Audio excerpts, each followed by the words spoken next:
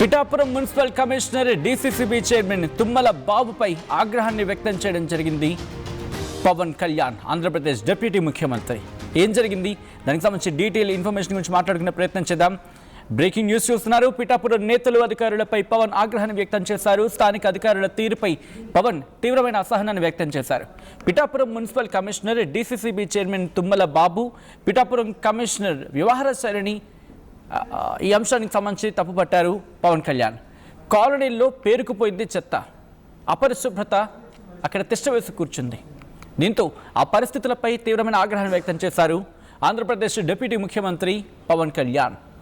కాలనీలు ఇంత చెత్తగా ఉంటే ప్రజల జీవన ప్రమాణాలు ఎలా ఉంటాయి అంటూ కూడా ప్రశ్నించారు ఆయన. ఇలాంటి చోట ఒక్కరోజు కూడా ఉండలేనంటూ అధికారులకు మందలించారు ఆయన. నేను చీపురు బట్టి రోడ్లు తుడవాలా అంటూ అధికారులను నిలదీశారు ఆంధ్రప్రదేశ్ డిప్యూటీ ముఖ్యమంత్రి.